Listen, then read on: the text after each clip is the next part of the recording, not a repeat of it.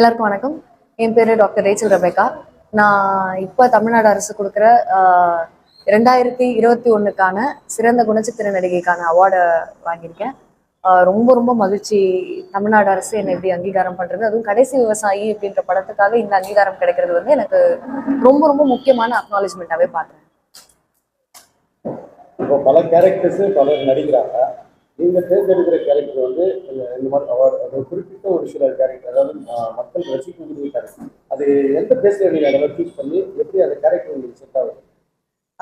கடைசி விவசாயி பொறுத்த வரைக்கும் நான் எதுவுமே சூஸ் பண்ணவே இல்லை. மணிகண்டன் சார்ன்றதுனால நான் கண்டிப்பா அந்த படத்துல இருந்தே ஆகணும்னு போனேன். ஸோ மங்கையர்க்கரசின்றது வந்து எனக்கு பெரிய சர்ப்ரைஸ் அண்ட் பெரிய அவார்ட். மங்கையர்க்கரசியே எனக்கு அந்த கேரக்டரு.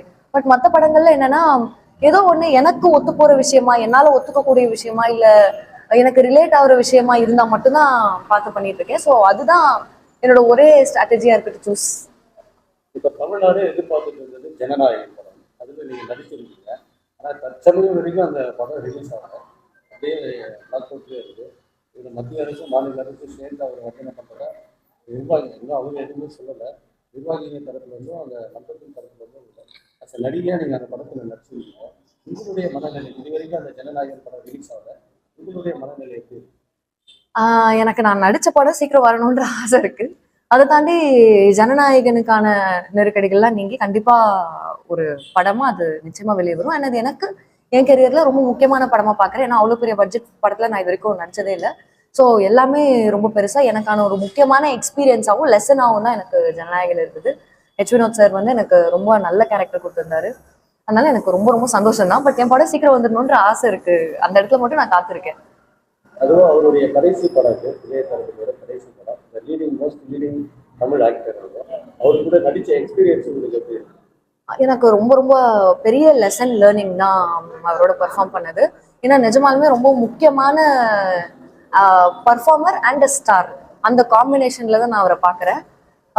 ஸோ அவரோட இருந்த அந்த எவ்வளோ நேரம் எனக்கு கிடைச்சதோ, கூட பர்ஃபார்ம் பண்ணுறதோ அவர் பர்ஃபார்ம் பண்ணுறதையும் பார்க்கணும் அப்படின்றது வந்து எனக்கு ஒரு பெரிய லெசன் எடுத்துக்கிட்ட மாதிரி இருந்தது. ஒரு ஒரு டியூஷன் ப்ராப்பராக ஒரு கிளாஸ்க்கு போய் கற்றுக்கிற மாதிரி தான் இருந்தது. அவருடைய புரிஞ்சுக்கிற தன்மையாகட்டும், ஆட்டிடியூட், இந்த கேரக்டரை எப்படி கேரி பண்ணுறாரு, மற்ற எல்லாமே நான் அவரை பார்த்து ரொம்ப நிறைய கற்றுக்கிட்டேன். Very inspiring personality.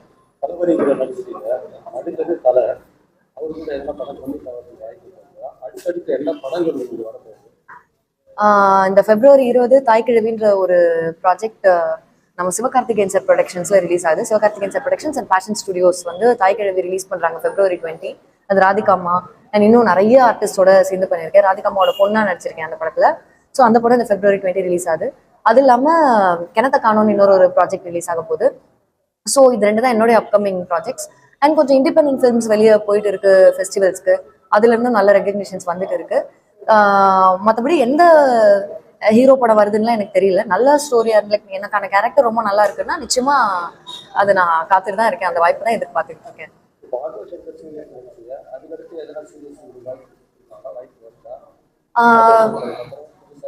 Web series நான் கொஞ்சம் கேட்டேன். 2-3 நடக்க முடியல. ஒரு சில ப்ராஜெக்ட்ஸ் ரொம்ப நல்லாவே இருந்தது, பட் அது நடக்க முடியாம போய் அப்படியே ஹோல்ல இருக்கு. ப்ராபப்ளி அந்த ப்ராஜெக்ட்ஸ் நடக்கும் போது வருவேன். பட் இப்போதைக்கு நான் வந்து என்ன வந்தாலும் ஓப்பனா முதல்ல கதையை கேட்டுட்டு அதுல இருந்து தான். ஸோ வெப் சீரிஸா, அது இண்டிபெண்டன்ட் ஃபில்மா இல்ல கமர்ஷியல் ஃபில்மான்ற கேட்டகரி எனக்குள்ள நான் வச்சுக்கல. ஸோ எனக்கு இன்ட்ரெஸ்டிங்கா இருக்க கதை அப்படின்னா கண்டிப்பா அதை பண்ணணுன்ற மாதிரி தான் பார்த்து பண்ணிட்டு இருக்கேன். இந்த அவார்டு உங்களுக்கு அனௌன்ஸ் பண்ணும்போது உங்களோட மனநிலை எப்படி?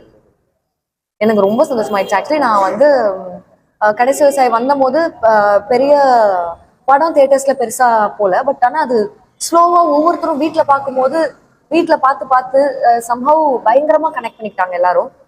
ஸோ அதுக்கான ஒரு முழுமையான வெளிப்பாடா தான் இதை பாக்குறேன்னா, இந்த தமிழ்நாடு அரசு விருதுன்றது வந்து எல்லா மக்களும் சேர்ந்து தமிழ்நாடே சேர்த்து எனக்கு சப்போர்ட் பண்ற மாதிரியான ஒரு ஃபீலிங் இருக்கிறதுனால இது எனக்கு ரொம்ப ரொம்ப முக்கியமான விஷயமாவே பாக்குறேன். இது ஒரு முக்கியமான மைல்கல்லாவே பாக்குறேன். இதுல யாருக்கெல்லாம் தேங்க் பண்ணுவீங்க?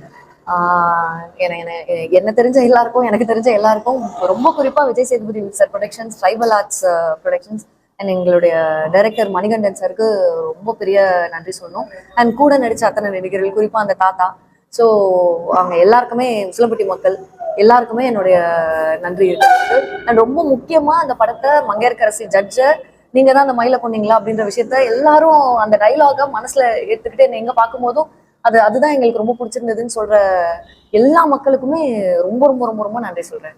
இது தமிழ்நாடு அரசுக்கும் இந்த குழுவுக்கும், இந்த விருதுக்கான குழுவுக்கும், நம்மளுடைய சிஎம் ஸ்டாலின் சார் அவருக்கும், டெபுட்டி சிஎம் உதயநிதி சார் அவருக்கும், அண்ட் இந்த ஃபீல்டை, இந்த சினிமா விருதுகளை நிச்சயமா செய்யணும்னு ஒரு 10 வருஷமா இருந்ததை இப்ப செய்யற அந்த அந்த விஷயத்துக்காகவே, அந்த முனைப்புக்காகவே ரொம்ப ரொம்ப ரொம்ப ரொம்ப நன்றி சொல்றேன். தேங்க்யூ.